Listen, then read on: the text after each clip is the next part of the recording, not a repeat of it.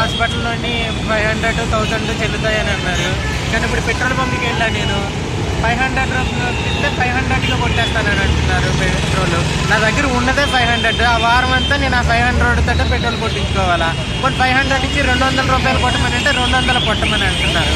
ఇప్పుడు నేను petrol already ఇందులో ఫుల్గా ఉంది, 500కి పెట్రోల్ కొట్టించేస్తే ఫుల్గా ఉన్నది కిందగానే కొట్టించుకోవాలో ఏందో నాకేం అర్థం కావట్లేదు. మోడీ గారు మంచి నిర్ణయమే తీసుకున్నారు, కానీ మాలాంటి సామాన్య జనాన్ని కూడా దృష్టిలో పెట్టుకుని అమలు చేస్తే బాగుంటుందని నాకు అనిపిస్తుంది. ఓన్లీ అంటే పెట్రోల్ బంక్లోనే ఇలా సీన్ ఉందా? రెస్టారెంట్లోని హోటల్స్లోని వెళ్తే కానీ ఎలా ఉంది? నాకు తెలిసి మా ఫ్రెండ్ ఉదయం హాస్పిటల్కి వెళ్ళారు, మదర్ వాళ్ళ హాస్పిటల్లో ఉన్నారంట. యాక్చువల్గా అక్కడ మనోడి దగ్గర వాళ్ళు ఎక్కడి నుంచో బయలుదేరి వచ్చేసారు. వస్తూనే అతను ఒక 50,000 వరకు కూడా తెచ్చుకున్నాడు. అయితే బిల్ పే చేద్దామని వెళ్ళినప్పటికీ అన్ని 5,000 నోట్లే ఉండటం తోటి 5,000 నోట్స్ 5,000 నోట్స్ 500 నోట్సే ఉన్నాయి కాబట్టి అవి ఉన్నాయి. 100 నోట్స్ కావాలండి. 5,000 100 నోట్స్ అంటే ఎక్కడి నుంచి వస్తాయి అతనికి తెలియదు, కనీసం సమాచారం కూడా లేదు అతనికి.